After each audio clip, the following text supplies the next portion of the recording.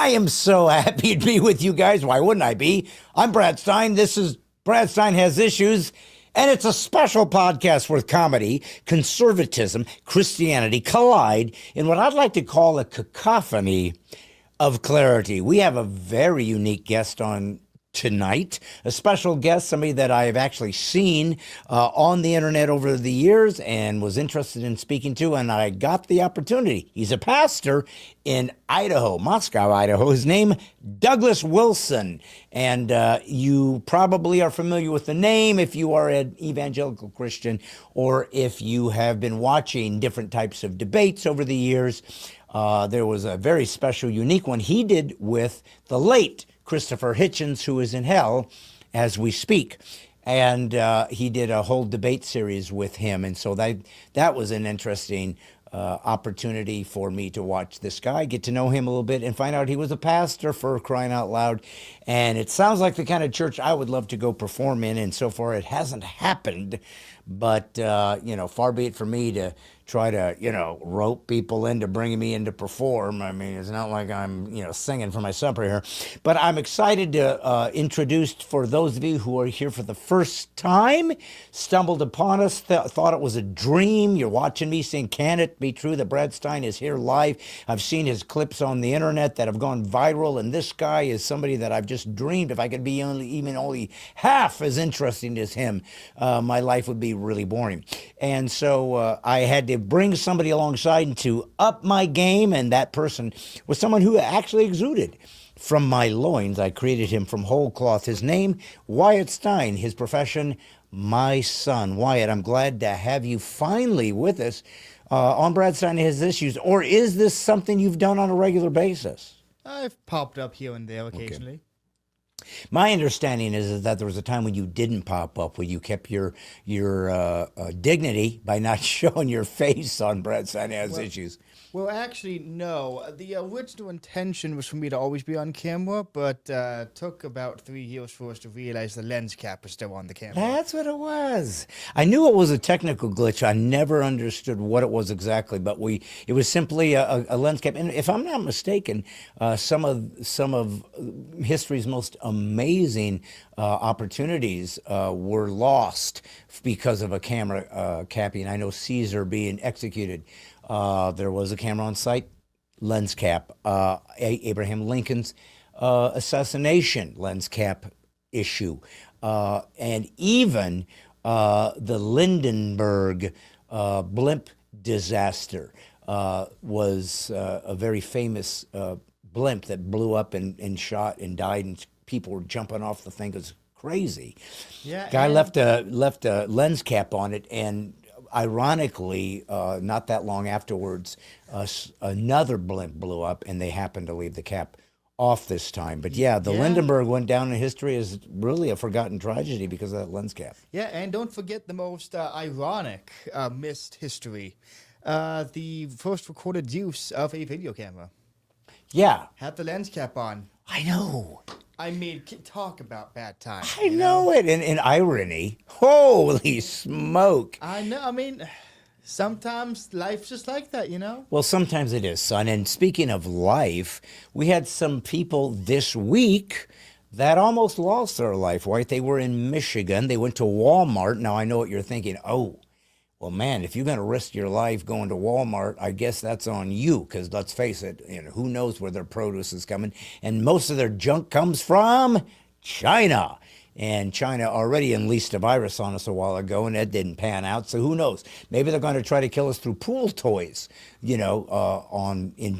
their kids section, or perhaps the little socks or the underpants that you can get. Why, do you get a lot of underpants at Walmart? No, not really. Okay. I sew my own. Do you? You loom your own? Yes, out of tweed. Oh, my Specifically, goodness. so that there's actually a use for tweed. Well, the beautiful thing about tweed is it is sharp, it is gentlemanly, it has that upper crust value to it, that vibe, and yet to hide it underneath your normal pants because, it's it's an artistic statement, I guess so. How sometimes the most valuable aspects of us are internal. hidden by the outer layers that we project onto the world. To hide.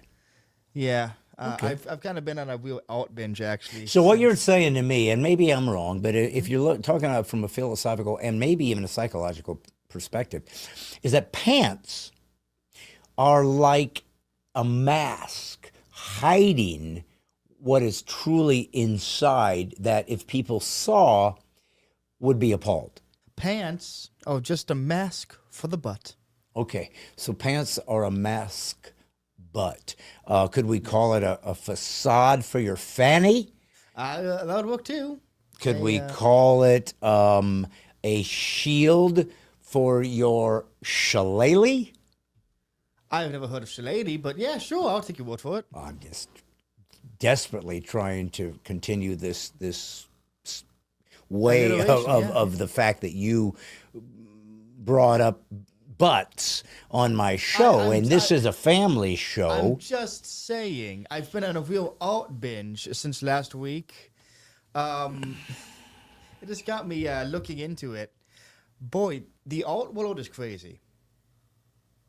It is absolutely insane. Well, listen, I think that you're probably onto something. I want to hear your statement. I want to hear your story. Sure you do. No, I do. But before we do, it just reminded me of where I just was over the weekend. You know, I was in South Dakota, right? Yes. Okay. South Dakota. Yeah. Yeah. Did you know that I was in I was in Mobridge with Pastor Everett Hornbossel and his wonderful church. He was on the show. He was on the podcast once with the transgendered son, if you remember that particular episode. Anyways, that's his church, and it's a wonderful church, and you should go, if you're in Mobridge, to his church. And then I was in Mitchell, South Dakota, with a fundraiser for the GOP there, of South Dakota GOP. And Mitchell has the Corn Palace. Now, the Corn Palace is, at least the way they tout it, it's an architectural and artistic marvel. It is a palace made out of corn. Now, to me, I thought to myself, what kind of engineering genius, what kind of almost, I guess you could say, challenges the pyramids in the technology that would be necessary, son, to make corn stay stable enough to create a palace. And then people could go in and be safely look around, do things inside the palace, and then leave. And so I was excited. I went to see it, and come to find out, it's actually a building that they glued corn to. Well, hey. Don't mock the Corn Palace or the Corn Kingdom. Why it can't? They have the best military in the world. All of those soldiers are colonels. Oh, well. Yeah, and I believe that they were the kingdom that originated the idea of a hedge maze. Okay, I see where you're going. You should not have said corn in my presence. I didn't. We will be at this for a while. Did not expect you to pop off like that. Okay, well done. We're done. Will keep my ear to the ground for any more of your puns that you might throw my way. But I just don't want us to get into a roast. Yeah. Roast? What does that have to do with corn? You've never heard of roasting ears? No. Yeah. Okay. Well, so once again, you tried to pun, then I come in with not only zingers, but then some very more abstract, obscure ones I have to actually give you the ability to follow, and then you blame me because references are your weak spot. Look, are you saying you won the pun war? Ah, shucks. Well, listen. If you think I'm going to stalk you all episode to try to outpun you, my son. I'm honestly surprised none of us have yet made the joke about how corny these puns are. That seems like the first one we should have done, honestly. Yeah. I think we honestly have done our audience a disfavor. We did. And I got to be honest with you. I really wasn't planning on going corn pun. I wasn't. It's corn. What other food stuff can you make as many puns with? I wanted to talk about the Corn Palace because that to me was so ridiculous because Yes, of course it's ridiculous. And a ridiculous palace of corn deserves the most ridiculous form of comedy. Now, let me explain something. Which is a pun. I don't want any of you Mitchellites out there to suddenly be furious that we are, or steamed, if I may say so, about us mocking your Corn Palace. I'm not mocking it. What I'm saying is it felt like false advertisement. They call it a Corn Palace, so you think it's made out of corn, and it's decorated with corn on the outside of the cinderblock palace. So it's, to me, not quite the same as what I expected when I looked at the billboards. And let me, just to be fair, they take it, and the local college kids there come up with a theme, and they make kind of a, an artistic, what do you call it? Like a mural? Yes, a mural out of corn. So, have you ever seen those things where they'll take like photos of people, tiny miniatures, and they put them together, and when you step back, it becomes like a face or something like that? Yeah, there's a name for that. Yeah. I forget the name. I don't think it has anything to do with the Corn Palace, is my guess. But anyways, that's kind of what they do with this corn. They put the right corn with the right colors and shades, and you step back, and it's a beautiful mural. So it is cool. I'm just saying it's a little misleading to say Corn Palace, and you find out it's not made out of it. Don't say that to the bouncer at the door. He'll cream you. Oh, my gosh. Wyatt, I'm going to have to can you if you keep up with these puns, because we can only go so far until the last 3 people left watching are finally saying, I'm out. I'm gone. Listen, if our audience hasn't figured out that our humor is 90% puns and bad jokes, then honestly, what have you been doing, guys? I don't know that it is. I don't think puns is a typical podcast episode, frankly. Why? Really? It shows up every now and again. Then I outpun you, and then it disappears into the wilderness. I don't know if you've always outpunned I me. pretty much do. But I did need to say this to you, Wyatt. Art, I think we even talked about it the other last week, maybe we talked about art in general. I'm trying to remember what it was that brought it up. But to me, that is an artistic way in a small town in the middle of South Dakota to stand for something, to show something beautiful. South Dakota is where they have the Mount Rushmore. And Crazy Horse Monument is actually getting bigger and bigger, which is something that the Native Americans are making their tribute to Crazy Horse out of, with this giant Indian pointing his finger and a horse. It's going to be magnificent. They're still doing that? Still doing it because they won't take any government funds. They want to do it all by donation, so it takes them a little bit of time. But didn't they start that around the time they were working on Mount Rushmore? Yeah. My goodness. I know.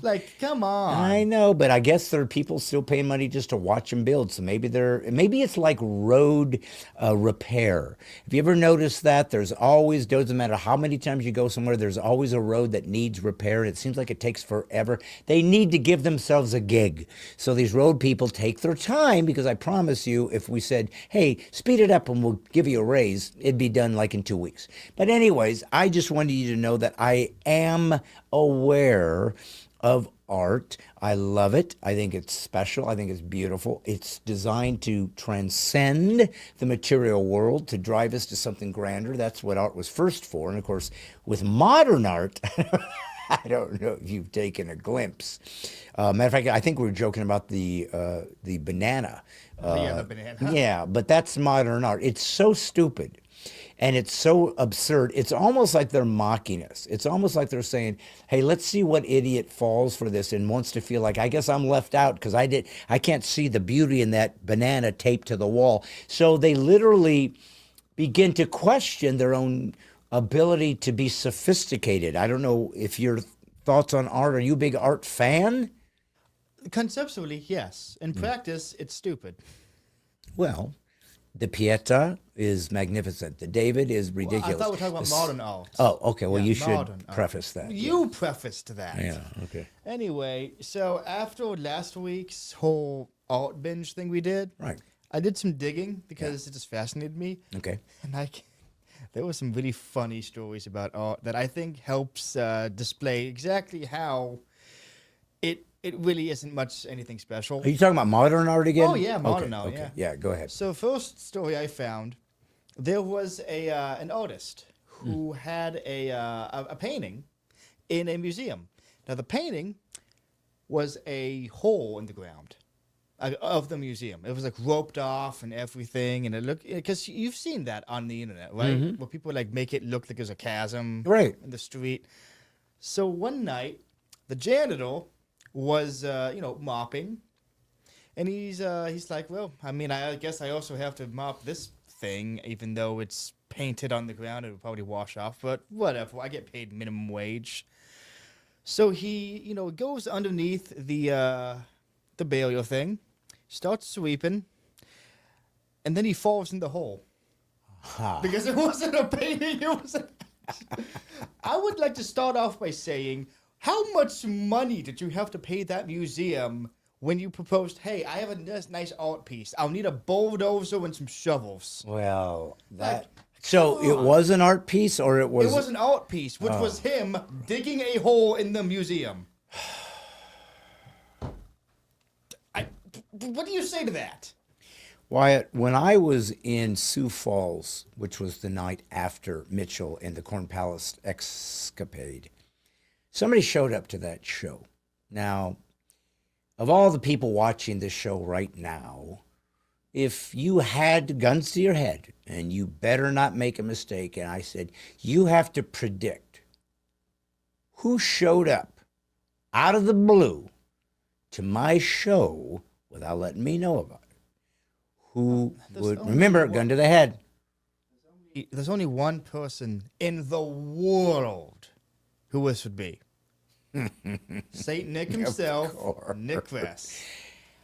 That guy is ridiculous. How does he keep doing this? I don't know. Do you? I went to work on with Rick Green when he was building the materials to replicate the Independence Hall that he's going to build in Fredericksburg, Texas, at the Patriot Academy. He was there building stuff and creating stuff. To help them build. And then at all the shows we were at, he was the first person to ever see you because he showed up at one of my shows and I said, dude, I'm going to have to contact. And this was before you'd ever revealed your face. So he was there too. And I just, it's so humbling when these folks show up to my little shows and yet grateful because it must mean that I'm doing something right, that they think there's something here worth seeing. But it is nice to think that there's certain people that just enjoy what you and I are doing. What I try to do is comedy with inspiration. I believe that we as Americans, we as Christians should explain to people that this isn't just a religion. It is true, but I don't think Christians act that way. I don't think people really take time to take their faith serious enough to really be aggressive and not to be, when I say aggressive, I don't mean to be attacking people or make it, if they're clearly not interested, that you force yourself on. That's certainly not Christ. He was more about follow me. He was almost like saying, you come over my way and then you can hear what you want and see what it means to you. But aggressive about being bold, because if it's true, it's something that needs to be talked about.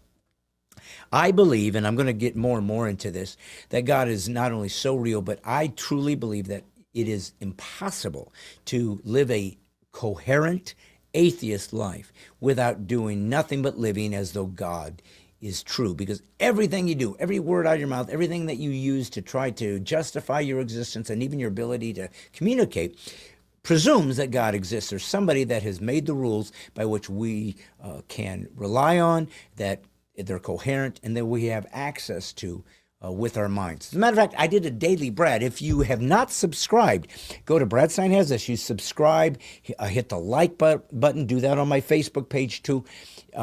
Please join the Militia of the Mind, and you'll get my newsletters. You'll know when I'm going to be coming on. But one of the things you're going to get, and we used to get it for free, but we're trying to give you some value add for subscribing, which is like $2.99 a month, so it's nothing, is Daily Brads, which is a devotion that I do.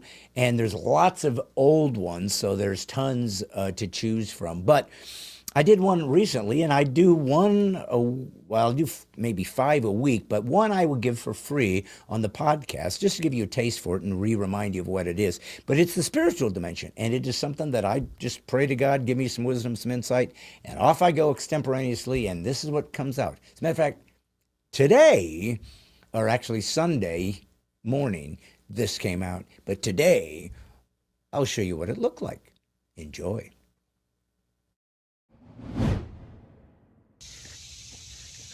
Hello, Earth. It's God's Comic, Brad Stein. This is your daily Brad. I want you to remember what I've tried to explore with you over the days and months of daily Brads. One of the many focuses I've had is on God is real and true.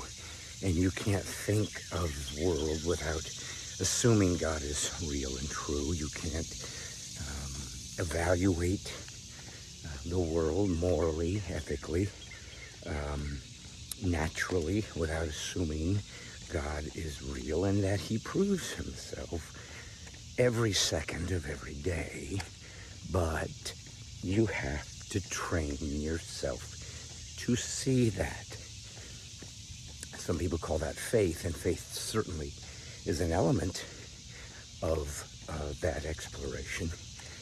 But that's another focus that has its own parameters that we will talk about another time.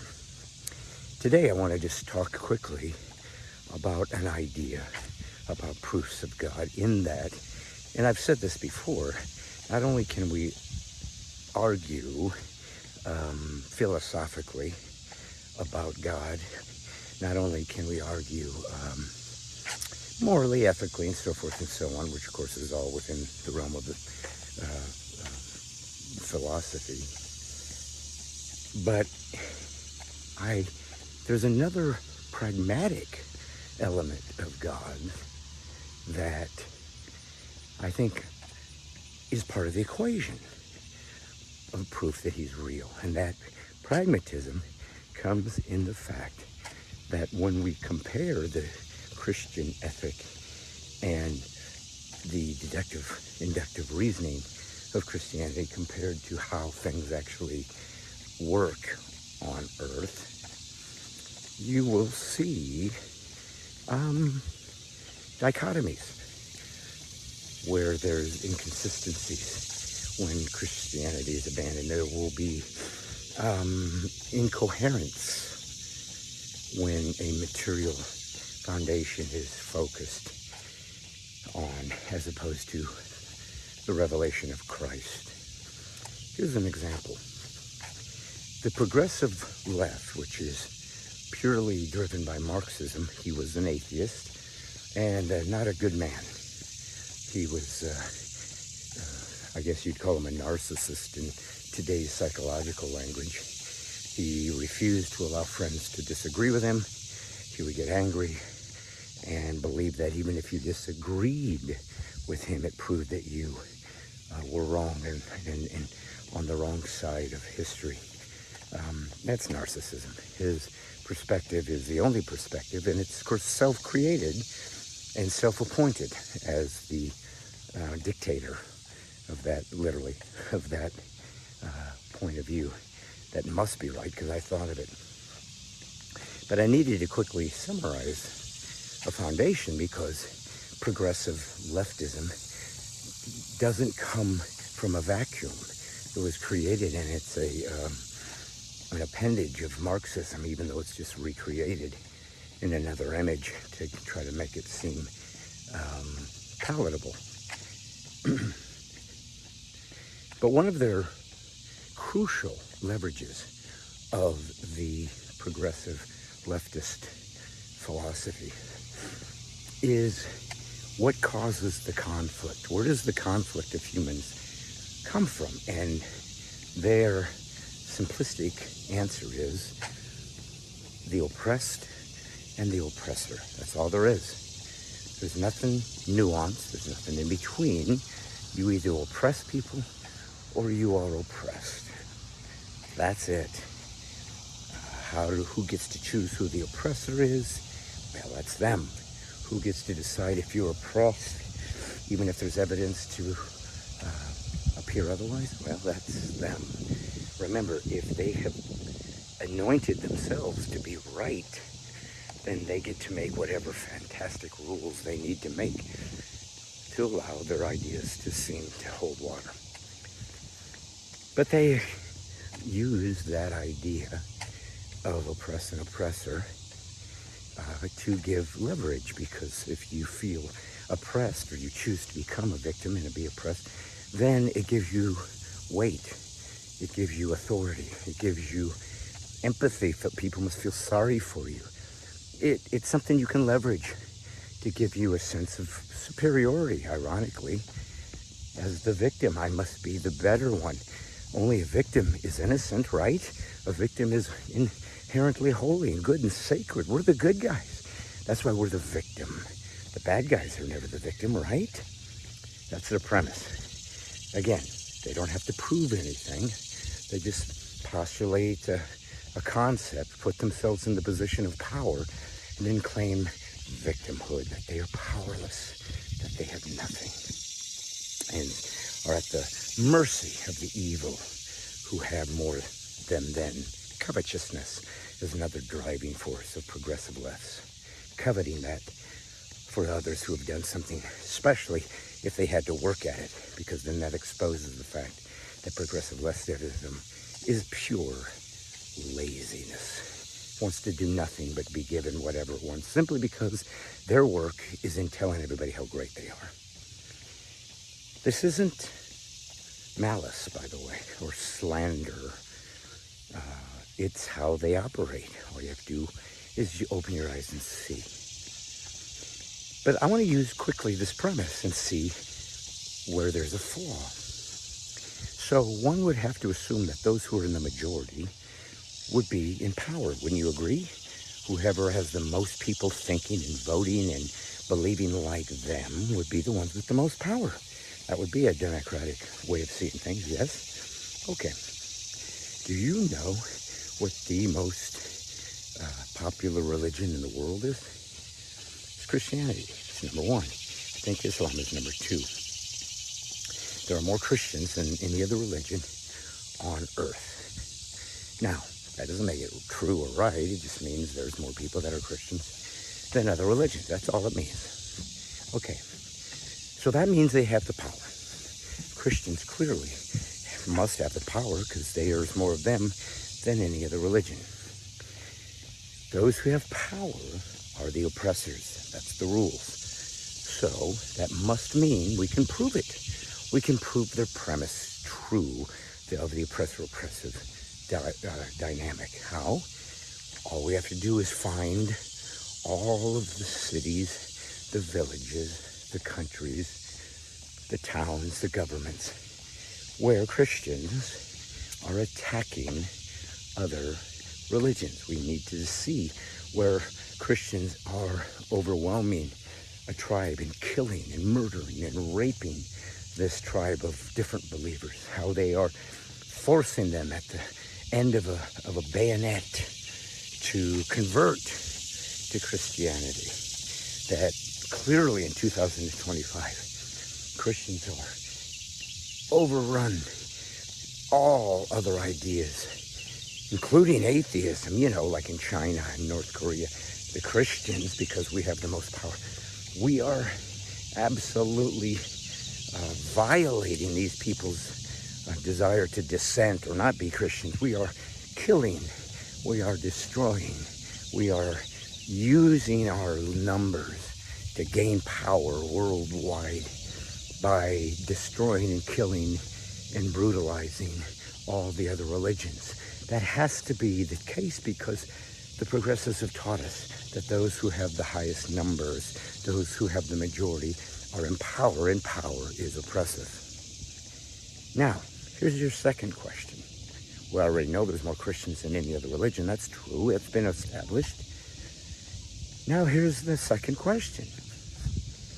What religion and what religious group on earth is the most persecuted? I mean, the go-to probably is Jews because they've been the most historically documented persecuted people group in history. So if you said Jews, that would be a good guess. You might want to say the,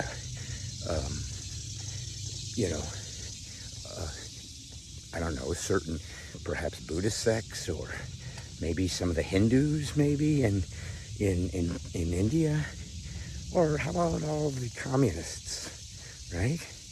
I mean, who is the most oppressed, persecuted religious group on earth? The answer is Christians.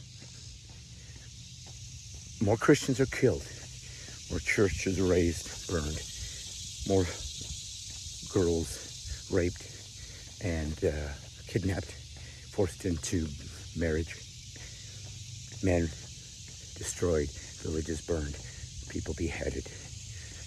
Christians, who have the most amount of people, the most amount of power, so they are the oppressors, are the most persecuted people on earth. How is that possible?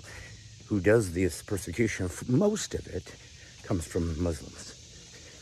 But certainly in China, North Korea, communism, atheists do the oppression. But keep in mind, they don't have the numbers. Now, I get it. In North Korea, there are more communists, or at least they say so, so they can protect themselves. So yeah, there's times in villages perhaps where, even though the Christians worldwide outnumber everybody else, they don't in that area, so it's easy to overcome them. But the point is, why aren't they rising up and creating militias and armies to go oppress? I mean, they're the ones in power. But Christianity teaches something that no other religion does. Love your enemy. Pray for those that despitefully use you. And try to show by your sacrifice of your life towards those who don't deserve it that they need to come find the creator of all things.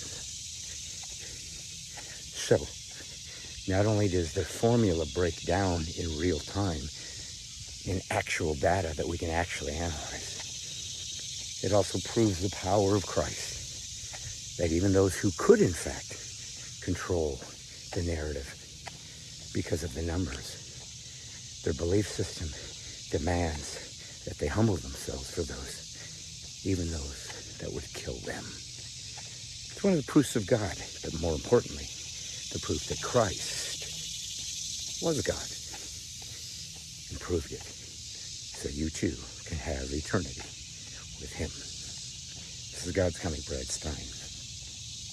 Obviously, this is your daily bread.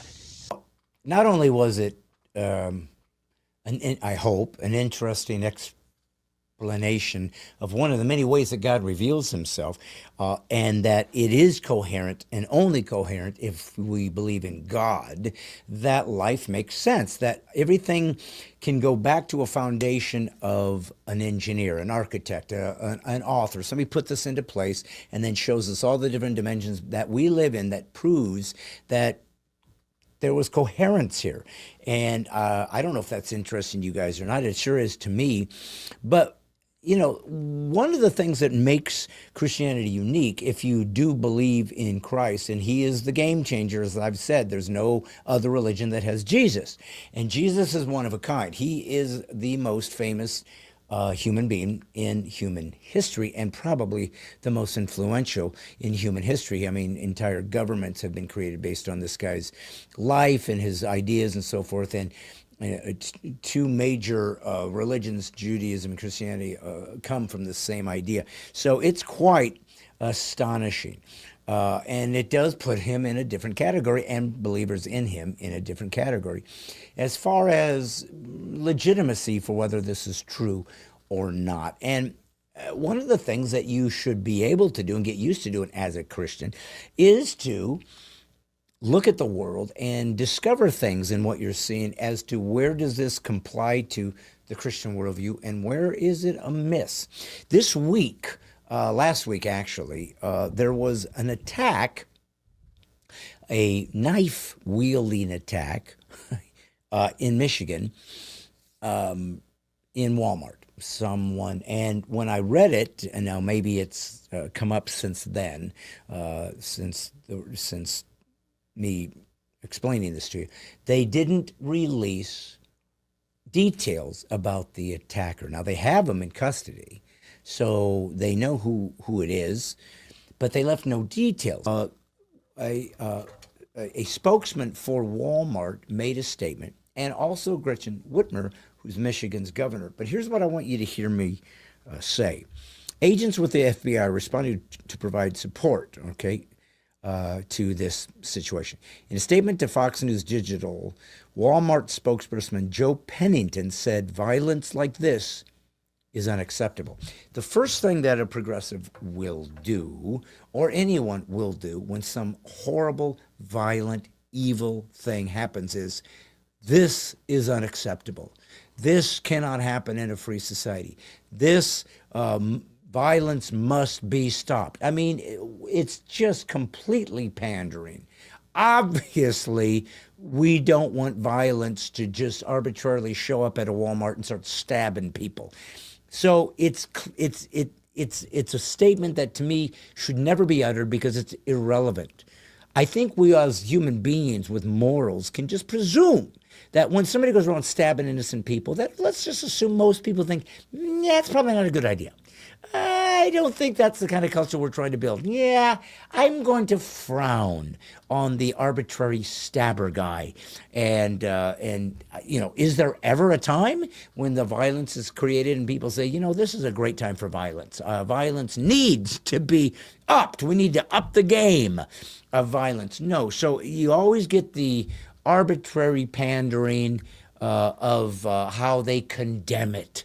Because they can't stop it, they can't do anything about it, but it makes them look good, and it makes them look like they care with this just, basic vanilla statement.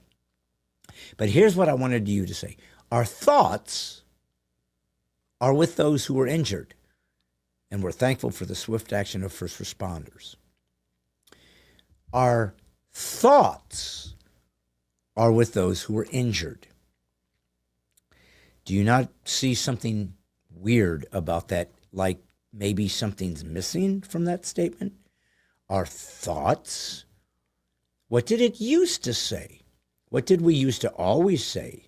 And maybe you, if you're a progressive watching this, saying, well, that's pandering. What did we always say? Our thoughts and prayers are with the victims. Michigan Governor Gretchen Whitmer wrote in an X post that she was continuing to monitor this situation closely. So now they're trying to give this illusion. She's sitting there going, okay, have they caught the stabby guy? They got the stabby guy? Okay, now what? Have he stabbed them? Do we have photos of them? I want to watch this carefully. Don't let him escape. Don't let him get away. I'm Gretchen Whitmer, the governor, and I'm monitoring this to make sure that from my lofty governmental mansion, I'm going to make sure that he is brought to the full extent of the law, unless he fits a victimhood profile. Then we'll figure out a way to let him off the hook because it's not his fault. He's just enraged by how he's been diminished all these years. Then she said this, I'm in touch with law enforcement about the horrible news out there in Traverse City. Our thoughts are with the victims in the community reeling from this brutal act of violence. I'm grateful to the first responders for their swift response to apprehend the suspect. Our thoughts are with the victims. Okay. What does that even mean? Hey, so-and-so got stabbed. Ooh, my thoughts are with him. Okay. Hey, so-and-so was murdered. Well, let him know, his family know that my thoughts are with them. I'm thinking about them. Who cares? How is your thoughts in any way going to help these people in their trauma? Somebody's raped, murdered, killed, kidnapped, stolen from, incarcerated, got into a tragic accident, a wreck, lost their job. My thoughts are with you. I'm thinking about your tragedy. How, in any way whatsoever, does that help someone? Doesn't make them come back to life if they're dead. Doesn't help people feel better about their wounds because you're thinking about them. It doesn't help them in funds if they don't have insurance, like where you maybe could give something. You're not giving anything to them. You're not coming there to put your arm around them, say, I'm so sorry. You're not giving them a hug or a kiss. You're not saying, hey, we're going to make sure that that person is found. And don't worry, I'm right here looking at. No, just their thoughts are with you, which means you don't know that unless you read minds, but the thoughts don't heal. Prayer, those of us who believe in God believe prayer does in fact heal, that prayer can in fact give people solace. Prayer can in fact give people healing. Prayer can in fact give people some spiritual undergirding that helps them through horrible, horrible situations that happen to people every day that nobody signed up for, nobody wants. But at least prayer means I'm doing something proactive and appealing to a God you may not even believe in to interact in your situation and intervene and perhaps bring you some peace and maybe some solace and maybe some help and maybe some comfort and maybe some empathy. I'm giving you access to the God I believe in, that he will supernaturally come in, because the deed is done. The evil has taken place. It's gone. It's over. You can't fix it. You can't change it. But I believe in a God that can help you somehow come through this and survive and find some value and some honor in this situation for you, for your family, for the loved one, for the person that we want to see get healed and get better and get out of this and come out stronger than before and learn something from it, at least with prayer. Even if you think it's absurd, there is no God and there's nobody listening to you, and you think of it that way, like it's like thoughts, where what difference? There's nobody to pray to, so who cares? You might as well just be thinking about it, because prayer doesn't do anything. Okay, but at least I do believe in this God, and I'm trying to give something to that God, to appeal to him to go and assist and help you in a way that I can't. That's what God does in many of these situations. He does what I can't do. I can't heal you. I can't necessarily comfort you or give you peace or make you overcome the grief if you've lost a loved one. I can't do any of those things. I can be next to you. I can support you. I can believe in you. I can put my arm around you. I can try to give you sympathy. I can cry with you. The Bible says cry with those that cry and laugh with those who laugh. I can try to participate and actually come alongside the pain and try to shoulder some of it with you. And to pray is to do that, to take time out of my life to give an overture to God. Go give them some help. Even if they don't believe in you, I'm going to use my chip that you've given me, my stack that I've gathered through the years of prayers and hope and belief in you. And I want you to give some of that to them so that they can come to know you and know peace and get through it. Prayer has that value. It has that healing, or at least it has the potential for that. The purpose of it is to do that. Thoughts don't do anything. I could think about a cheeseburger right now. Does that make a cheeseburger appear? No. Does cheeseburger know I'm thinking about it? No.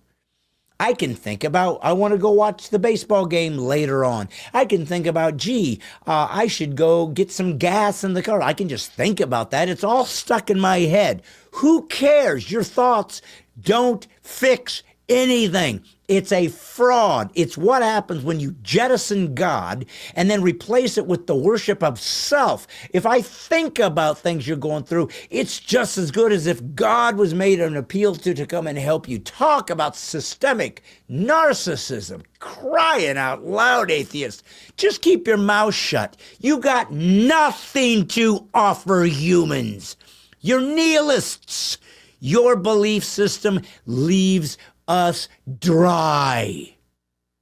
Even if my belief in God is a fantasy and a delusion, it's at least designed to proactively actually intercede in the material world and do something to help. Thinking about something does nothing but make you feel good about yourself. It's like praying to yourself. That's what my thoughts are. My thoughts are with you, says the governor of Michigan. Oh, in other words, you're praying to yourself and giving them comfort. How can it get any worse than that? You're trying to give the comfort and the virtue and the assistance that can only come with prayer. Jettison that opportunity and just think about somebody and believe you've done something noble. If you're an atheist, you have given the world nothing. Nothing but arrogance and anger and self-worship. It matters what you believe about God, because it makes us have a shot at bowing the knee to something bigger than ourselves, so that we can be empathetic and loving to people, because God would ask it. But to the atheist, why, if you go help and assist people, that's nice, but you have no obligation to. It just makes you feel good about yourself. I have an obligation to God, who says, you go take care of that person. They're made in my image. You're just doing it for you, atheist. The more I listen to atheists speak, the more incoherent I hear their worldview, and the more really self-absorbed I see this belief system is. It's very difficult for me to watch anymore. I want to have more conversations, and I want to get some atheists on and have some interviews with them, because I don't think they can justify coherence in their belief system without completely behaving as though they believe in God. As a matter of fact, I think everything they say, do, and think proves God's real, because they behave that way, and yet they say, I don't believe in him.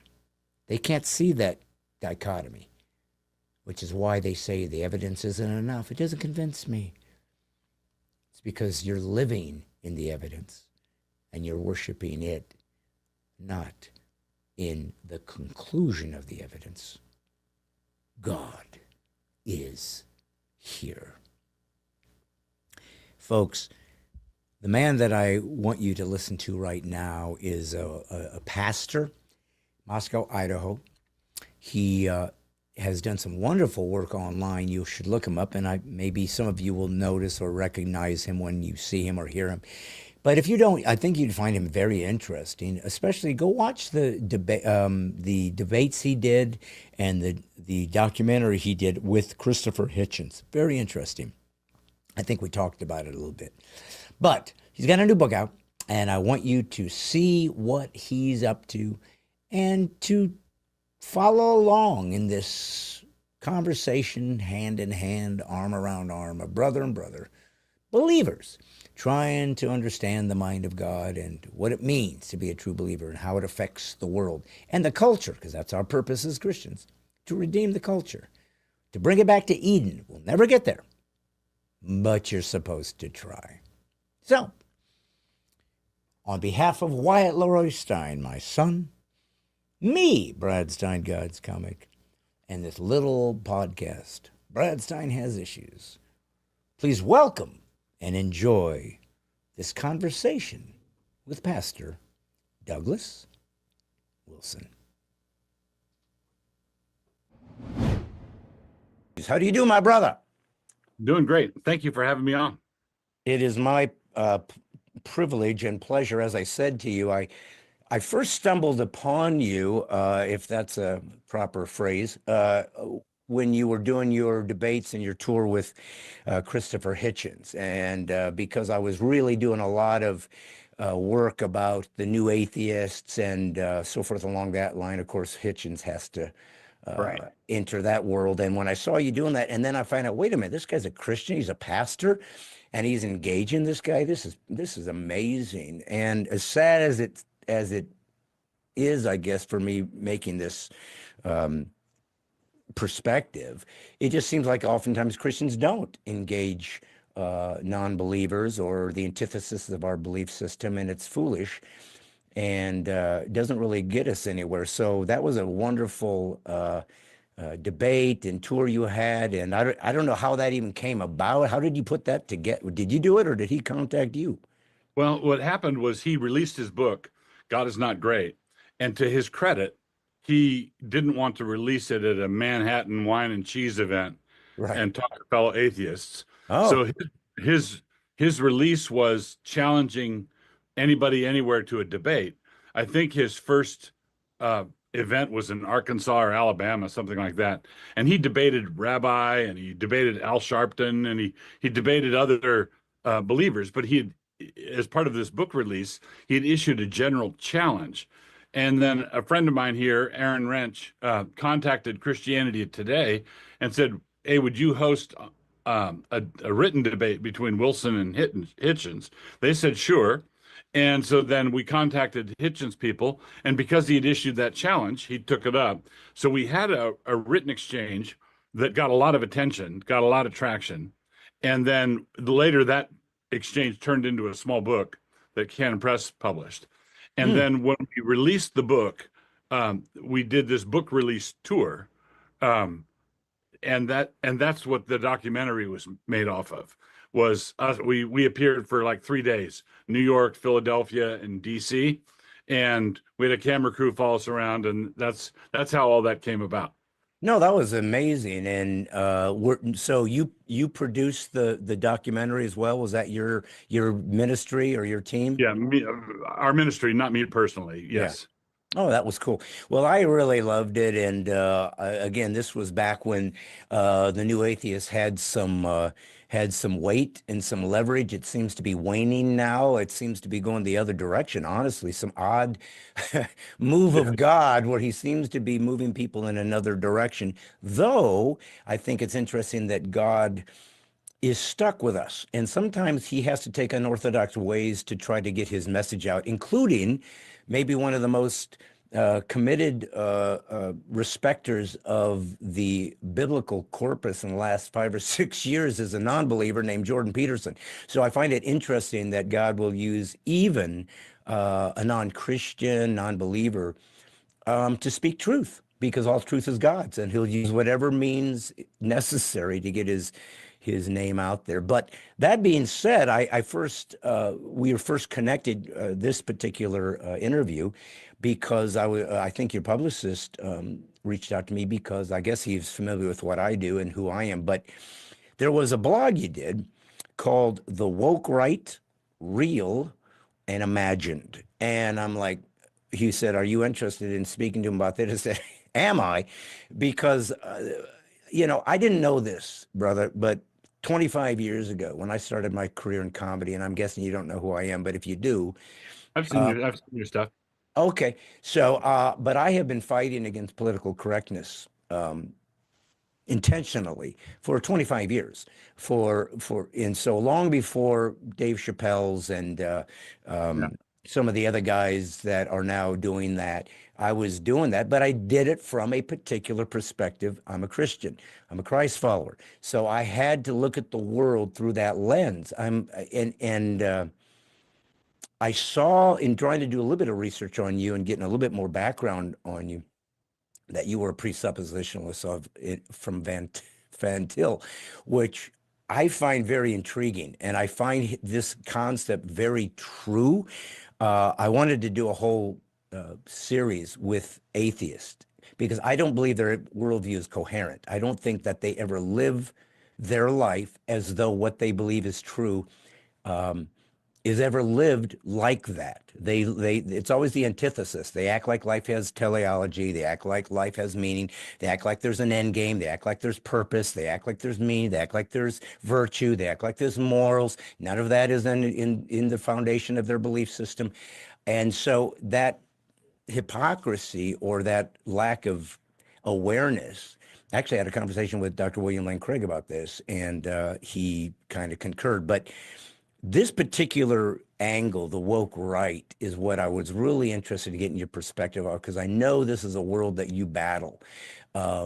You very much see the world through the lens of our faith, as we should.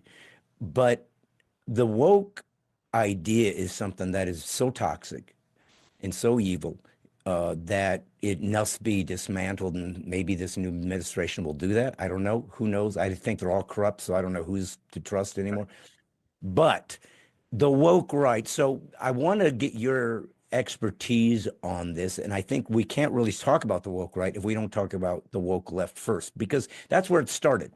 Critical law theory to critical race theory to, what I used to start as political correctness from the Frankfurt schools now morphed into the hybrid and the higher realm of critical discourse is wokeism. So can you, from your perspective, just so everybody understands, mostly Christians and conservatives listen to me, how would you define wokeism initially, and then we'll go to woke right? Right. I would say the central thing that makes woke, the central thing that defines it, comes from critical theory. Yeah. And that is you divide the world into the categories of oppressor and oppressed. Okay. So, and it's a class consciousness thing. You belong to the oppressor class or you belong to the oppressed class. And that's the basic antithesis, oppressor, oppressed. And sometimes people in the oppressed class win the jackpot. This is called intersectionality, where they belong to more than one oppressed class. So they're a black, lesbian, hunchback. How about a hunchback? Can we throw that in? That'll do that. Legless. That'll do. Yeah. So you've got this. They've got extra points for being more oppressed, right? But the fundamental ethical evaluation is your oppressor oppressed. So to illustrate how this grid works, when the white Afrikaner refugees came here, and the Episcopal Church broke their arrangement with the federal government on settling refugees because they wouldn't help settle them, it had nothing to do with whether those individual people were in danger or were legitimate refugees individually. That didn't matter. What mattered was that they were white and members of the oppressor class. And so consequently, it would be immoral to treat them as though they were oppressed. Yeah. So that's the fundamental grid. Yeah. So that's critical theory, and that's wokeism on the left. And so if you're white, if you're heterosexual, if you're male, those are all oppressor categories. Okay. And if you're person of color, sexual minority, whatever, then you're in the oppressed class.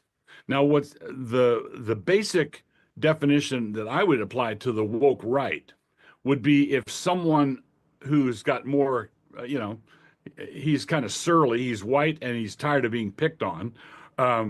He says, well, two can play that game. And then he just takes the oppressor oppressed class thing and then just flips it. Yeah. All right. And says, okay, the person of color, the woke person, the progressive left, they are the oppressor class. And I am a picked on minority in my own country. I'm part of the oppressed. Now that would be what I would call the woke right. Okay. Now this is the thing in my piece or the column or the article that I wrote that you referred to. There's a thing about ethnic conflict that we have to budget for, and that is in an ethnic conflict, you don't have to choose sides. The other side does that for you. Yeah. Okay. Right. So if you're walking through some downtown metro area and you turn the corner and there's a big riot going on with ethnic division, you don't have to decide what side to run to. Right. If you don't want to be torn limb from limb, that's assigned to you. Okay. So it is true that that there are white people, white conservatives, Christians, that sort of thing, who have to budget for the fact that they are under attack. Right. So if you take defensive measures and stuff, that doesn't make you woke right, because you're just budgeting for the fact that other people think this way. All right. But there are people that I call the dank right. There are people who really have a bad attitude toward black people, or they have a bad attitude, all black people, because of what's been done to them. And what it boils down to is this. I think every follower of Christ needs to behave and think in such a way that they would be qualified for jury duty in any criminal case, regardless of the color of the defendant. Mm-hmm. Right. So if I would be, if some black guy is accused of shooting a cop, or if some white cop is accused of shooting a black guy, I want to behave in such a way that if I got onto a jury, I would look at the facts of the case and not fundamentally the skin color of the people involved. Right? No, for sure. Theoretically, that's what they do. I mean, that's kind of like the attorney saying something, and that's why you hid the gun, right? And then the judge goes, "Well, jury, disregard what you just heard." Well, it's impossible.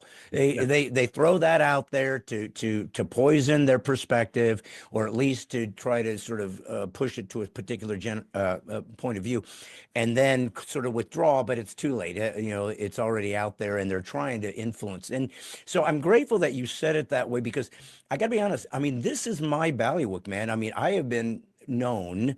I kind of, I guess I didn't know I was doing this at the time, but kind of like was known now in retrospect as kind of a godfather of conservative comedy, and only because I use Judeo-Christian perspectives as a cultural commentary, which is no different than Chris Rock or George Carlin or Dave Chappelle. They're making commentary about the world that they look at based on their perspective, and I just happen to do it as a Christian from my perspective and give it the same weight and the same dignity that others give their particular point of view. So it does bring up a really great launching pad for this conversation, Pastor, because this is tricky, man. This whole idea of trying to delineate between and assessment. Yeah. Because Christians are forbidden to judge, and people say, you can't judge me. Well, if you mean by judgment, arrogant, self-righteous judgment that puts upon someone else my projection of how I perceive you, but I don't put myself under the same scrutiny, yeah, I'm forbidden to do that because I'm a wretch too. Right. But if I can't assess what I see so I can make logical, wise decisions, I'm a buffoon. And so, I remember years ago talking to a police officer, and I send him, here's the problem you have. They look at you guys and they say, you're anti-black. Let's just make it the easy formula, the white against the black. And I said, but here's the problem. If you're a policeman, every time you get up in the morning, put on your uniform, go to work, your life's in danger. That's what your job is. You're in danger because you are always coming into contact with humans in the worst case scenario. They've just shot somebody, they're on the run, some terrible thing happens. So you always are dealing with some very vibrant issues in the moment where a lot of emotions, a lot of power is being distributed. Well, if you find that a particular skin color is the one that most fights you, that most shoots at you, that most tries to harm you, all you're trying to do is say, I've got to get some perspective here. Where is the danger? If I'm about to go into this, should I watch there? I got to watch over here because somebody might be hiding there. Oh, I got to watch for this. I noticed guys that are skinheads seem to act like this. A black guy might act like that. Well, that's considered racist. That's considered profiling. I'm going, well, but what if it's true? What if the higher percentage of my existential existence is predicated on me being able to assess a threat, or at least a potential threat that is more robust than over here? What am I supposed to do? Pretend that it's not true so everybody feels comfortable? Meanwhile, I get shot. And he agreed. He said, yeah, I just, when we go into situations, this is usually where the aggression happens. So I guess what I always want to talk to you, buddy, because you're a Christ follower and you're a leader in this particular movement of assessing this kind of cultural milieu, because we need to know that as Christians. So let me insert something there. Yeah, please do. What you're calling assessment, I would call thinking like an insurance company. Okay. Right? You're just evaluating the risks. You don't have a dog in the fight. Yeah. You're just simply evaluating the risks. Yeah. Judgment would be when you take some sort of definitive action Right. without having here's the illustration. Suppose through no fault of your own, you found yourself in a major urban area having to take the subway, and it was 2 a.m, right? And you're going down to the subway, and then you see three black guys down at the bottom lounging against the wall with hoodies. Okay. Do you speed up? Do you slow down? Do you alter your behavior in any way? Now, if you alter your behavior in any way, you're going to be accused of being racist. Okay. Because those guys had never done it. You'd never seen them before in your life. Da, da, da. No, you're just thinking like an insurance company. Yeah. And you would think the same way if it was three white guys who were Hell's Angels. Right.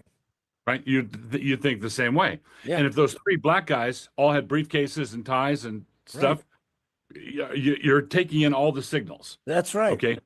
Right. Now, if you are going down the stairs and you see those three black guys and you pull out your gun and start open fire, right? That's judgment. Yeah.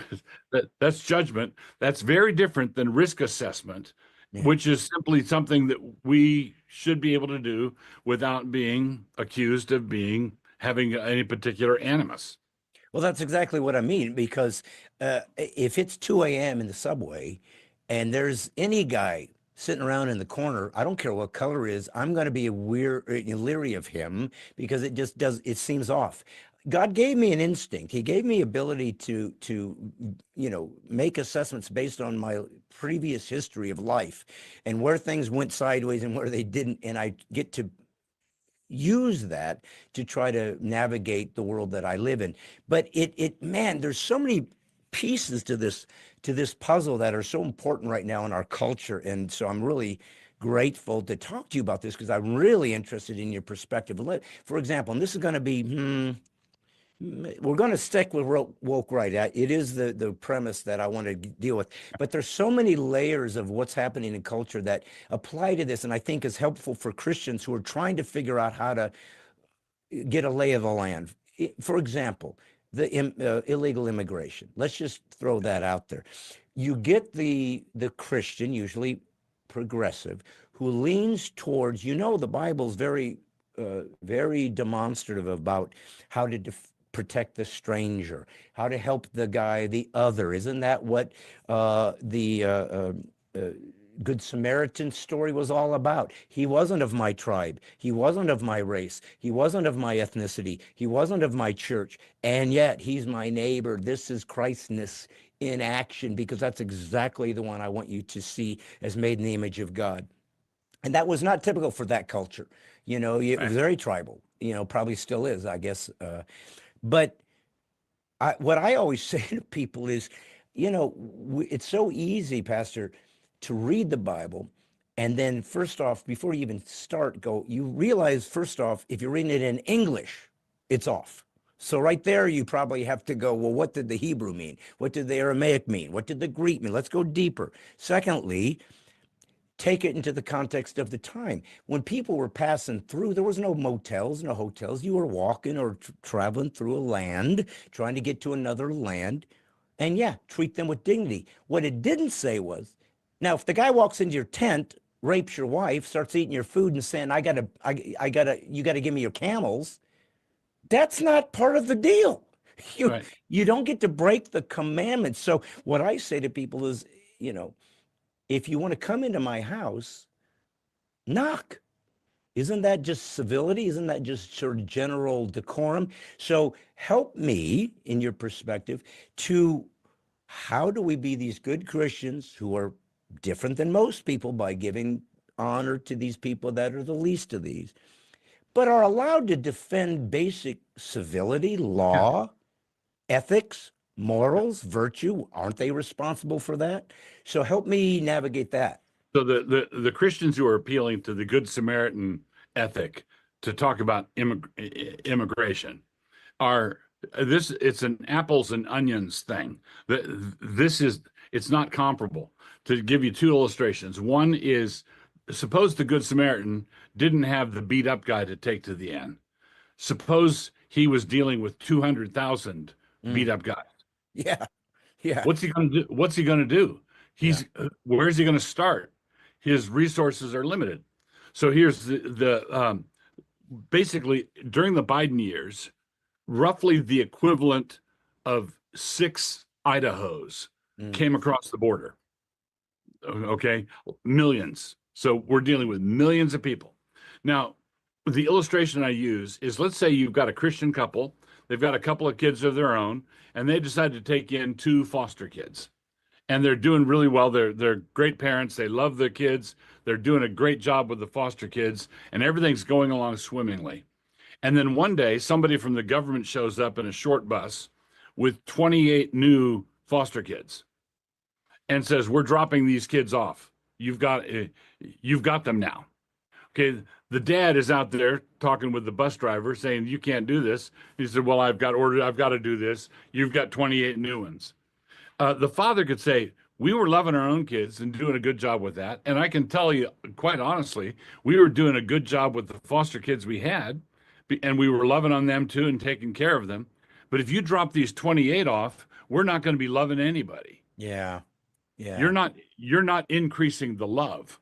What you're doing is you're increasing opportunities for malice, hatred, resentment. You're just creating chaos. So the issue is not whether we should love the stranger. Of course, we should love the stranger. Yeah, of course we should love the stranger. But that's very different than loving a million of them coming across the border all at once. Because what's happening is the squishy, soft evangelical types are telling me that I've got an obligation to love the stranger, when what they're actually telling me to do is, you've got to love the chaos. Well, I'm a Christian. I don't love the chaos. Yeah. This is what you said. Knock. Get in line. Yeah. We have a process.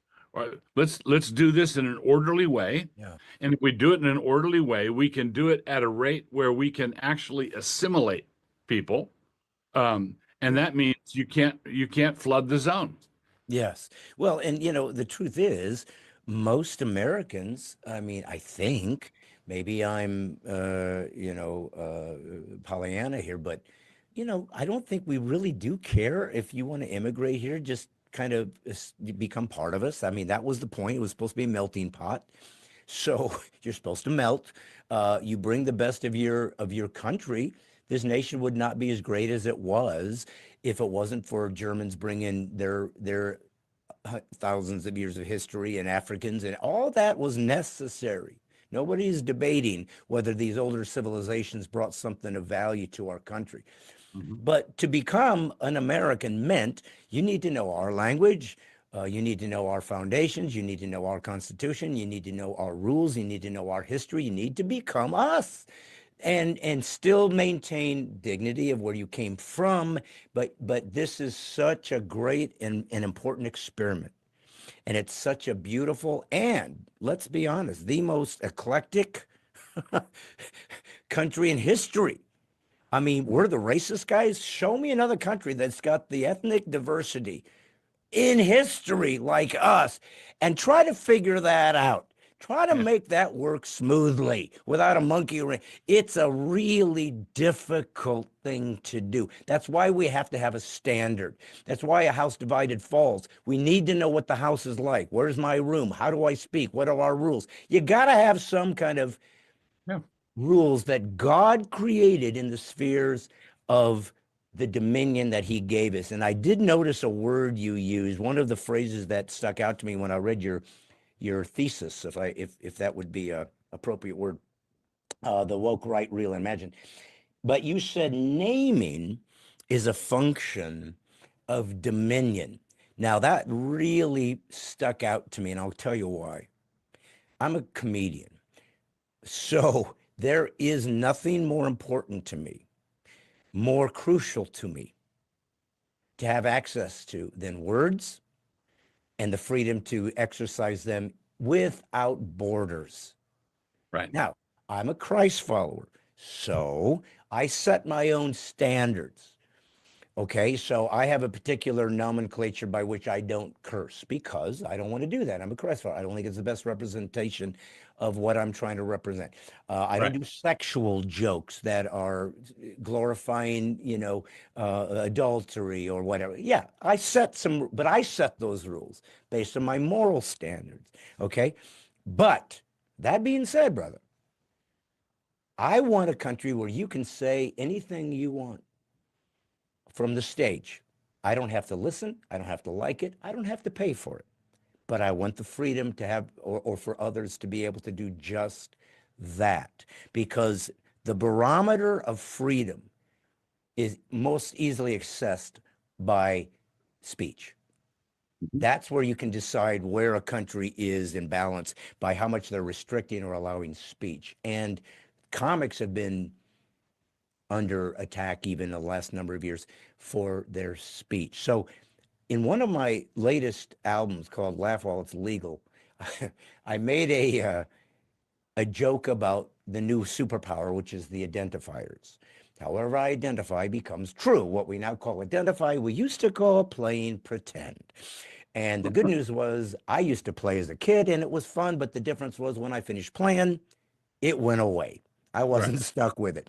So, but I made this assessment, and this is where I'm getting to. So sorry for the long, Right. drawn out preface, but here's where I'm going with this. So here was the joke. If how I identify becomes true in the miracle world of wokeism, then I want you guys to understand something. I identify as someone who cannot offend you, which means if you're offended by anything I said or I'm about to say, you're a bigot and you have to go cancel yourself. So it's a funny joke, but what it does is it leverages the words to show not only the ludicrousness of them, but the power of them if people submit to it, because whoever controls the words controls the people. Right. One of the things that I noticed, I think you were referencing, and here's where I want to get your perspective, is this idea of words. And that somehow if we take on the nomenclature, the idioms of the left in trying to assess our perspective, that we have become like them. That's how we get woke, right? You're using their same formulas, their same ideologies perhaps, or at least their techniques. Mm-hmm. But now let's go back to the judgment and assessment. Well, listen, buddy, if I'm the one being attacked because of my skin color, that's not me being woke. That's me saying, what am I supposed to pretend like this isn't happening? So again, help me understand the nuance here that I think is a little muddy right now. So I've argued and said for years now that all of our cultural battles, absolutely all of them, amount to a battle for editorial control of the dictionary. Of course. That's what we're fighting for. That's what we're fighting over. And that includes pronouns. That includes stumpers like what is a woman at a Supreme Court justice hearing. What is a woman? Basically, woman, boy, girl, triangle, rectangle. And what the progressive left wants is they want a world in which reality is optional. Yeah.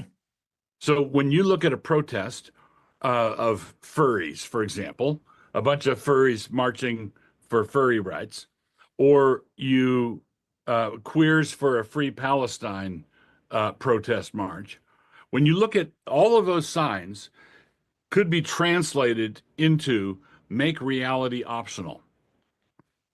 But then there's a corollary.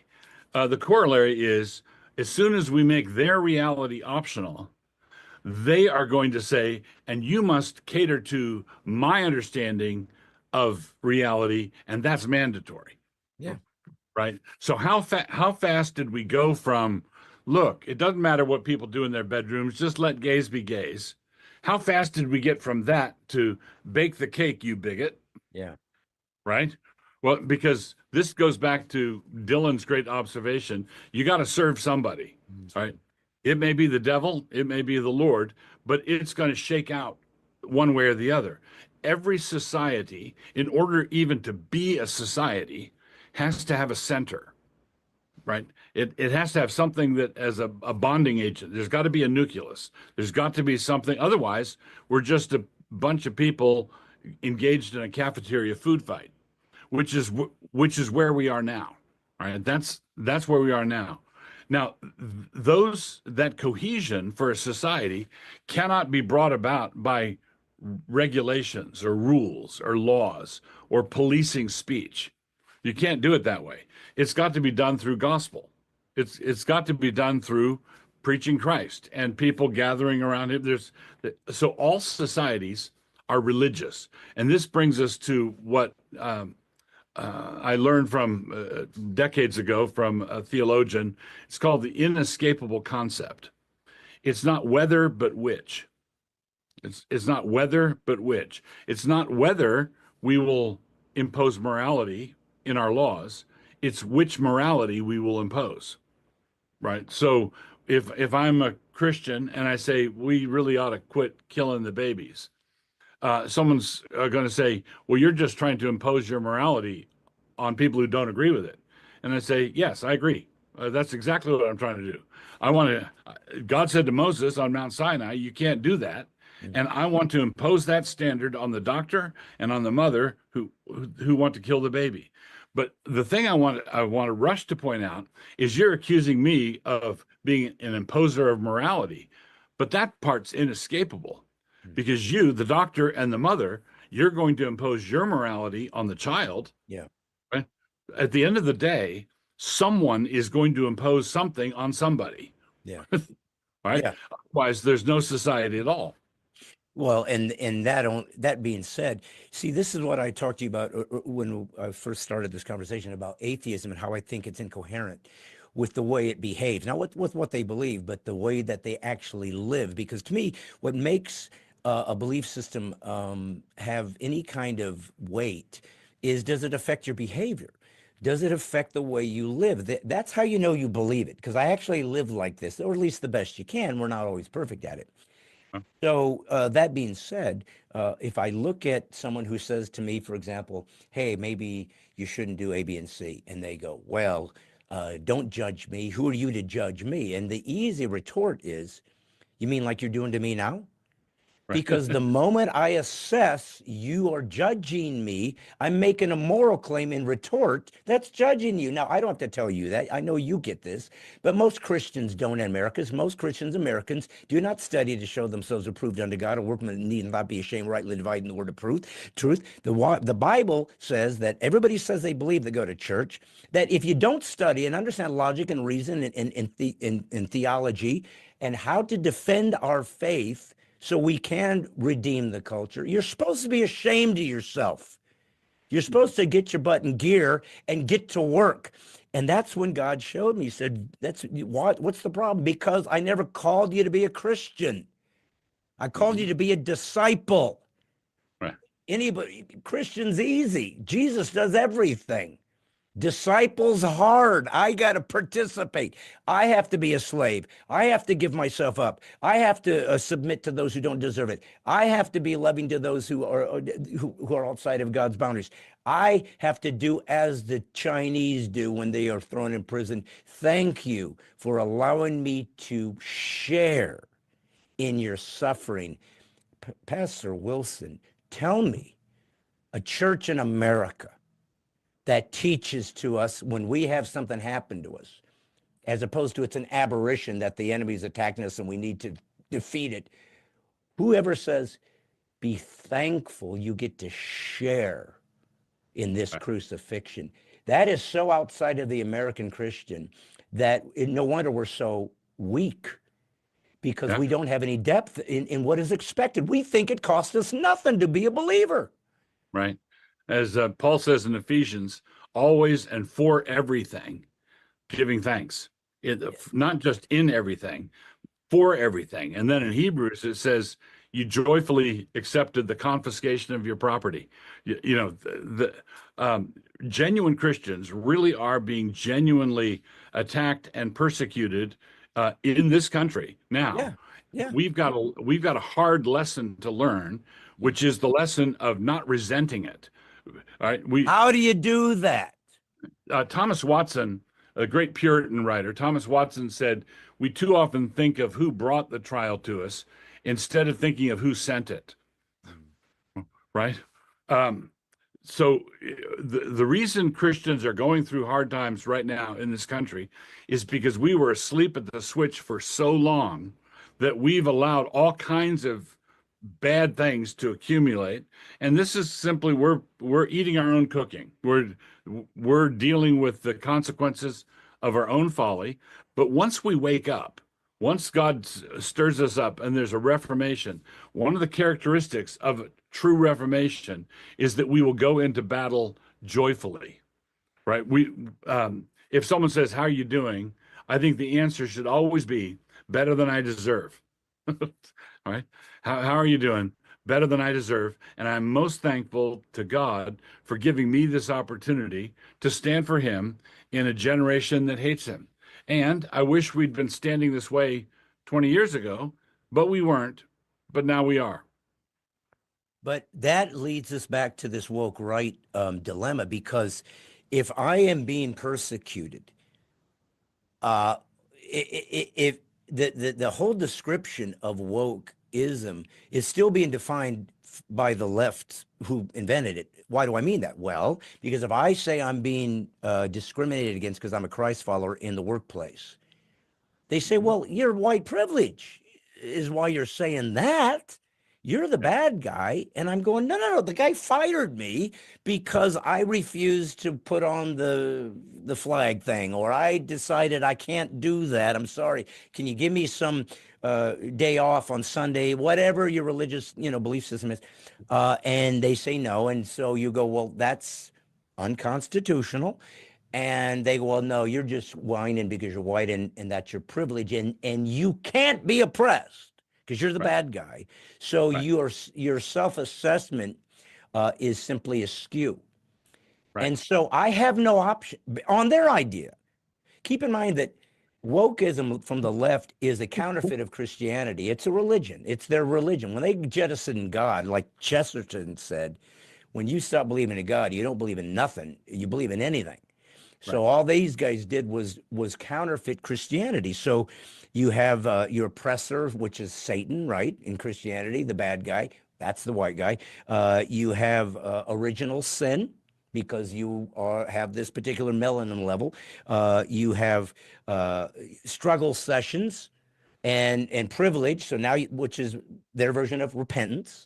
You have you got to admit you're the bad guy. So there's, restitution. So there's all these Christian ideas that is counterfeited and reprocessed to give it some sacredness.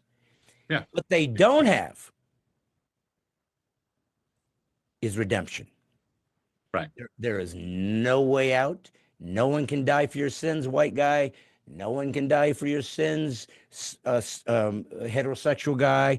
Nobody can fight for your sins, Christian guy. So, okay, so how does the Christian find the moral opportunity to defend themselves in a civil government with this balance of, but we're also in some odd way expected to accept certain unjust behaviors towards us with some kind of grace, because that's the only thing that will show these people that there's something supernatural out here, because these people are crazy. Look how they act. There's nobody like this. It's why the Caesars, when we were thrown to lions, said these Christians die well. There's supposed to be something about us that makes us go, you don't act naturally. So how do we find our rights without those rights being more of a worship of our civil rights than our Christian moral rights given by God? So you touched on it. When this whole system, the woke left, is a counterfeit religion, and they're mocking or mimicking different aspects of Christian theology. One of the other additional things that they have a counterfeit of is justification. If you belong to the oppressed class, you are justified. Righteousness is imputed to you, So you're right? saved. You're saved. You're a member of the oppressed class. Okay. It doesn't matter what you did. You are justified. And who And then died for your, and I'm not trying to get you off track, brother, but yeah, this is interesting. Okay, so if you're saved, you're born again by being a part of the intersexual oppressed class, the marginalized. Who right. saved you? Yeah. Ultimately, the God here is demos, the people. Okay. Okay, the people, but every worshiper wants their God to be unified, and so the progressive chant is we're all saying the same thing. Really, we're all traveling to God, and their God is demos, the people, and then the Christian says actually we're not all saying the same thing. Well, we got to shut that guy up because our God has to be all saying the same thing. And this is why in progressive or commie or Stalinist or Maoist struggle sessions, this is why they want the person being accused to accuse themselves because they have to have unanimity. All right. The vote's got to be the white guys are the bad guys, and the vote has to be unanimous. Okay. And if the guy one white guy protests, we're going to take him off stage. We're going to take him off to the camps. And then you've got the fellow traveler white guys who are there's no, you put your finger on it, there's no redemption, there's no forgiveness for them. Yeah. And so consequently, they're motivated. The reason they support the revolution, their motivation is simply guilt, perpetual, everlasting guilt that never goes away. Okay. And so the way Christians fight this is by preaching the gospel where there's true forgiveness of sin, actual sin that's offered to everybody. And then when you believe in Christ, by faith, the righteousness of Christ is imputed to you, and that's genuine justification. And that genuine justification is offered freely to all, male, female, Jew, Greek, Scythian, barbarian, white, black. We preach the gospel, and that's the only way to really fight this woke mind virus. It's the only thing that's going to work. We can try to do a jujitsu move where we do the woke right thing, and I'm actually the one that's oppressed. Well, that category of arbitrary justification based on skin color, they own too thoroughly. You're not going to be able to wrench it out of their hands and make it apply to you. So because I was curious about this idea that if they won. Oh, another thing, let me give you an example using stand-up comedy. So for many, in 2004, about 20 years ago, there was an article that they wrote about me in the New Yorker magazine. It was an 8-page article. They called me God's comic. That's where I got the name. I didn't give it to myself. It literally came from the progressive left-leaning New Yorker magazine, written by a guy named Adam Green, whose father, Adolph Green, wrote Singing in the Rain, and his mother, Phyllis Newman, was a Broadway actress. So he knew the best of the best in the performance arts and grew up in that, and he thought I was funny, and he wanted to see, is it possible to be a Christian and a conservative and be funny? That was their angle. This is 20 years ago. Right. And so the thing that was fascinating to me, and what I've been trying to figure out is, so how do we as believers have the freedom to engage in the political sphere, which God created, by the way, as you know. We didn't invent government. He did. We can't have anarchy. God is all about peace. That's what just war theory is about, is bringing balance back to things. It's not because he wants you to kill people, but we're out of balance. But we're supposed to redeem the culture. Well, if the culture is broken and they don't want what we have, and yet that's kind of our call. That's what taking dominion means. But how does that not morph into theocracy? Or is it okay for a Christian to want, yeah, because I've seen theocracies in the Middle East from a Yeah. different religious standpoint, and it doesn't bode well for those who disagree. So, when you realize the ramifications and what's at stake when Christians do want to defend their rights, but I have a handicap. I'm not allowed to hate people, but I'm commanded to hate ideas that are different than God, Right. which, by the way, sucks. I'm looking for loopholes, haven't found one yet. I want to hate a lot of people. God doesn't give me the option. But the truth is, buddy, and I'm talking to you and me one-on-one right now, but it's about to be seen in front of, who knows how many thousands of people. I'm trained to look at every human being as made in the image of God. And the monotheistic belief system that was so revolutionary, one of the things that made it revolutionary was if there's one God and we all came from him, we are literally all related. We come from the same dad. I can't look at my brother with a bigger tan or less so and not see him as any different than me. So where does it get cloudy? Let's throw it in. Where do we go from Trump support for somebody that we think is trying to defend the Constitution to Trump cult Christian who's worshiping him, or at least puts him on the same status as Christ, and say, whoa, whoa, whoa, whoa, whoa, no, no, no, no, no. And it's a tough one to navigate because we feel like he's defending us. So my ego, my pride, my own brokenness wants some guy championing my cause, but I have to bow to Jesus first. I don't worship the United States. I worship Christ. But I'm grateful for this nation. I believe I'm responsible for this sphere of influence I was given. Again, sir, apologies for this giant convoluted lead into these questions, but these things bother me. And this seems to be your Okay, best, one of the things I've wanted to do, I think it's a great question. I think it's the question of the hour.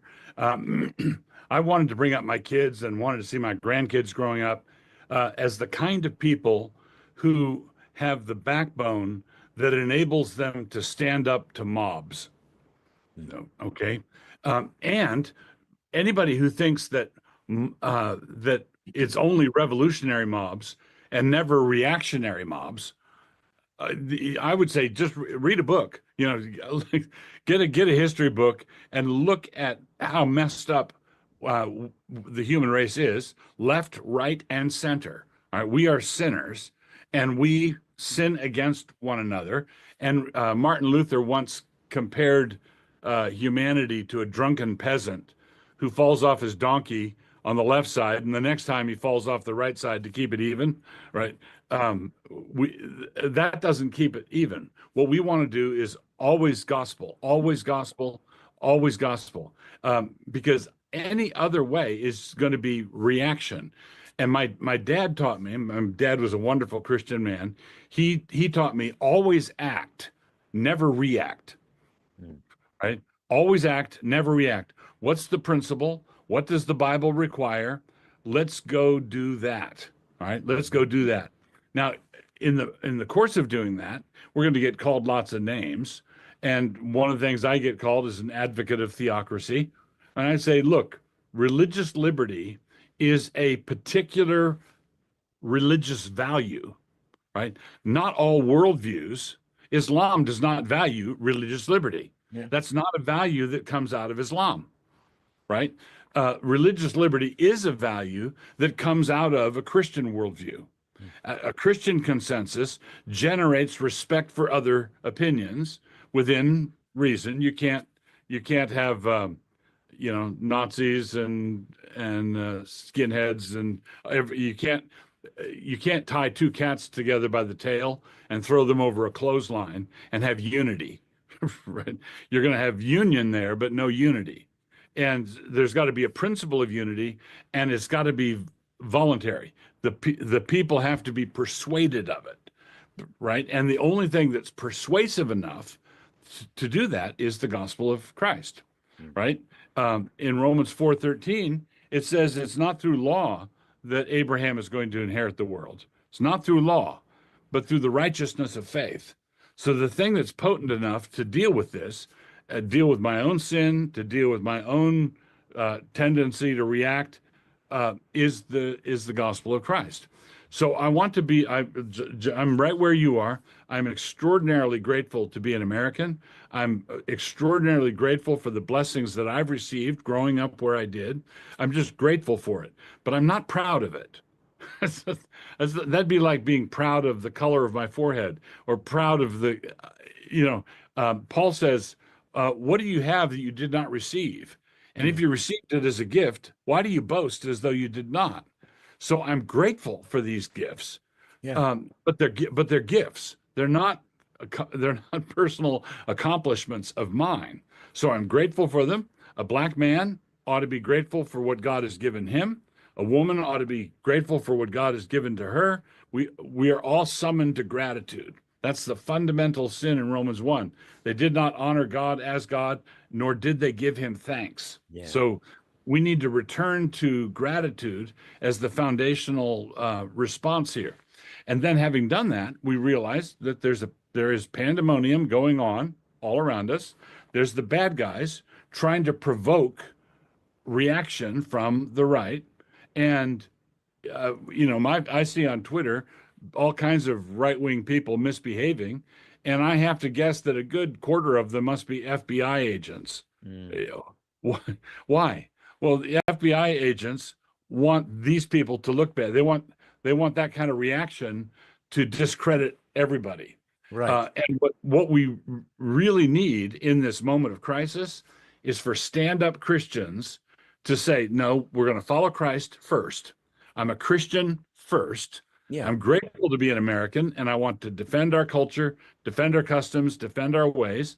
That means that we have to repent of some of the bad avenues we went down, abortion rights and the Obergefell stuff and drag queen story. We have to repent of those, but we don't have to repent of the rule of law. We don't have to repent of honoring private property. Yeah. We don't have to repent of all the good things that God gave us. Well, and the other thing that I always find interesting is when I started doing my shows and when I came out of the closet and said I'm a Christian, I'm a conservative, and I'm grateful for this nation. It's changed over years.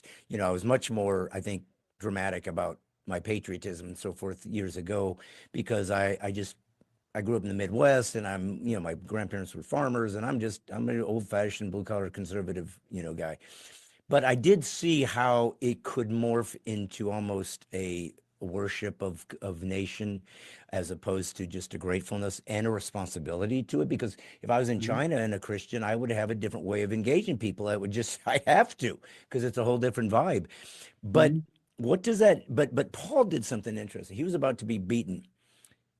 And when he was about to be beaten, he didn't say, the Torah really says that you probably shouldn't been saved. Torah.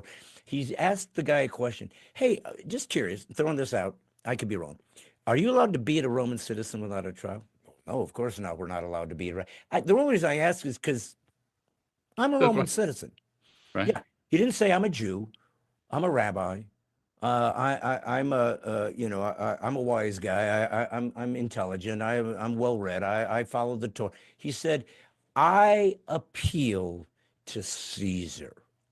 So the law of the land is apparently accessible to Christ followers, just like it is non-Christ followers. It's supposed to be, it's supposed to be blind justice. So as we're getting to the end of the interview here, brother, and I don't want to take too much more of your time unless, you have a little bit extra, but if not, but I think we need to bring up the word that is frightening to folks, Christian nationalism. What does that mean? And is that simply a scare quote, redefining of simply an appreciation of someone's nation and trying to defend it? Or is there something more nefarious there that Christians need to be aware of? Yeah, there's always something more nefarious. Some people want to make it nefarious. Most people who freak out at Christian nationalism, they think of something like Nazi-like. But Iran, for example, is not a theocracy. It's an ecclesiocracy. It's a country run by clerics. It's a country run by preachers, Right. Islamic preachers, which I don't want here. Yeah. Right. All right. I don't want preachers running the country. I don't want the church dictating foreign policy. So when I say that I want a Christian nation, I put it together this way. Look, I'm a Christian and I'm a patriot. How do these things go together? Right? I love my God. I love my country. My love for my God is senior, and that means that certain things follow. I'll just put it this way. In the Bible, can nations, individual countries and nations, make God angry? Yeah. Yeah. Yeah. You see it all through the Old Testament. God doesn't just rebuke Israel and doesn't just rebuke Judah. In Amos, he rebukes Edom and Moab, and Isaiah, he rebukes Babylon. God has opinions about how Assyria and Babylon and Moab and Edom and Ammon are all conducting their affairs. All right. So nations can make God angry. And America can make God angry and has made God angry. Roe, with 60 million unborn children killed, makes God angry. Obergefell, the same-sex marriage decision, makes God angry. Now, my Christian nationalism amounts to this. Look, people, we should stop making God angry. We should stop making God angry. Now, what does that look? And someone's going to say, well, what does that look like? What does that look like? And I would say, okay, what do you want to see? What are you fighting for? In 1892, there was a Supreme Court decision, which was exquisitely named Holy Trinity versus the United States of America. And I'll just give you the snapshot. Congress had passed a law prohibiting companies from paying a foreigner's passage over in order to employ him, because Congress didn't like big companies paying for a bunch of workmen to come over and then working on their project and then releasing them into the country. Well, there was a church in New York, Holy Trinity Church, who called a British minister to be their pastor, and they paid his passage over. And he got a zealous prosecutor went after them for violating the law. That case went all the way up to the Supreme Court, and Chief Justice Brewer wrote the decision, and he handled the case itself in a common sense way. Of course, they can call a British minister. Don't be silly. So he handled it that way. But then Brewer said, while we're on the subject, let me remind you that the United States is a Christian nation. Okay, and he starts very early on the fundamental orders of Connecticut, the history of the colonies, the history of the states. He walks through the history of the United States. This is a century after the ratification of the Constitution, and the Supreme Court of the United States said we are a Christian nation. Okay, now that's 1892. I was born in 1953. That means that decision was closer to the day I was born than today is to the day I was born. It wasn't that long ago. Yeah. So it wasn't until after the Second World War that our federal courts began retroactively undoing a bunch of our Christian commitments, and they were just engaged in rewriting history. So the post-war era was when Jeroboam took over and pointed to the golden calves and said, these are the calves that brought you out of the land of Egypt. Okay. So the post-war consensus of secular humanism has basically lied to us about our founding. The colonies were established as Christian colonies. Rhode Island probably is an exception, but at the day that the Constitution was adopted, 9 of the 13 colonies had official relationships with particular Christian denominations. Massachusetts and Connecticut had established churches down into the 1800s. Yeah. So basically, if someone says our country was founded by deists, yeah, it's simply a lie. right? At the Constitutional Convention, there were 55 men there, 55 men at the Constitutional Convention. 50 of the 55 were Orthodox Trinitarian Christians. Hmm. It's simply false to say that we were founded by deists. Yeah. And the two founders who were arguably had deistic deistic sympathies, Thomas Jefferson and Ben Franklin, were very bad deists. They because they believed that God intervened in human affairs and whatnot. Well, they And prayed. They prayed. I mean, the first thing you prayed. don't do as a deist is pray because God already checked out. That's exactly right. And Thomas Jefferson was an infidel. He didn't believe, but he had to hide the levels of his infidelity in order to get elected to anything. Yeah. So basically, it makes a difference whether Jeroboam or Moses writes the history curriculum. Yeah. It makes a total difference. And that's why in our labors in private Christian education, it is so important to get Christian kids a Christian education so that they can be taught an accurate history of our country, because that's what I want to get back to. So Christian nationalism does not mean dictators with sunglasses and missile parades. That's not what it doesn't mean Gilead and red dresses for all the women. It does not mean that. It means the kind of country that my great-grandfather grew up in. Mm. Well, okay, but it's a little misty. So, I mean, that one could just, because what would happen is the woke left would hear that statement and go, you went it back to the patriarchy and the white heterosexual control and blah, blah, blah. So I think we do have to be a little bit more specific, because people forget that when the founders were starting this nation, the West was so inculcated with Christianity, and it was such a given that they couldn't think outside of that. So if they made a reference to religion or the creator, they were referencing the Judeo-Christian God. The Bible is the most referenced book of all their letters. So we forget that was the culture. Then now that's gotten so far pushed aside that we think that they must not have thought in those terms. But when you talk about, I just want to protect that's your statement, and frankly, the disparagement that people are always looking for some way to, I'm sure you're used to it. But when you say, though, I just want to return to what my grandfather remembered. Well, what do you mean by that, though? In the philosophically, obviously, because they're going to attach it to our ethnicity or whatever. Philosophically, what did your grandfather believe that you think the founders would have adhered to?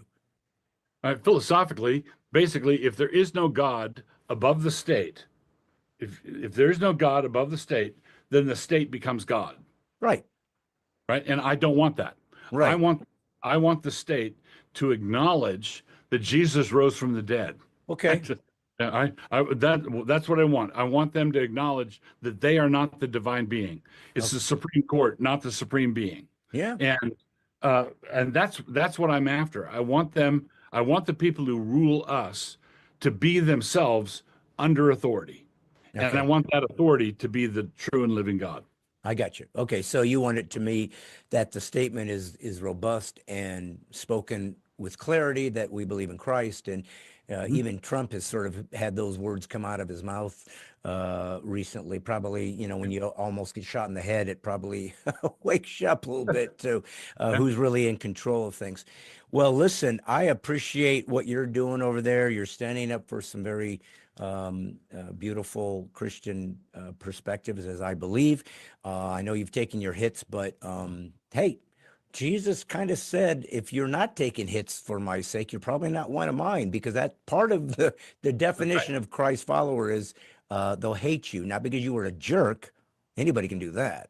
They'll hate you because you stood for absolute immutable truth, and the left hates that more than anything, because we're not fighting, my brother, Democrats and Republicans or conservatives or progressives. The fight is the oldest fight of all time. Truth and lies. That's all it is. Well, That's all. anything you want to leave? Last statement to my people. This is called Brad Stein Has Issues. What if you were given a second for a platform? What is your issue that you would want people to think about as we move on? Love God, hate sin. Love All God. right. Can you make it even more concise next time? Is that possible? Well, Yeah. folks, this is Pastor Douglas Wilson. If you're in Moscow, Idaho, wow, Moscow, Idaho, for a guy that hates commies, how ironic. But I will say this, though. Thank you for your strength. Pray for this man. Attend his church. Check out what he's up to. And I'm sure he has the courage and the cojones to take your disagreements, and as long as you can do it civilly, let's have conversations like Christ followers. But ultimately, let's try to stand unapologetically in this nation as followers of Jesus Christ. The Bible is a revelation of reality, and you just have to presuppose it's true. Act like it. Folks, remember, if they ever say you're politically incorrect, always say thank you for the compliment. Nothing can be more important than not self-censoring and fighting against those who want to oppress you and your freedom. And I'm just a comedian, but I am a Christ follower, so I'm doing what I have to do, which is putting the woke back to sleep. See you next time.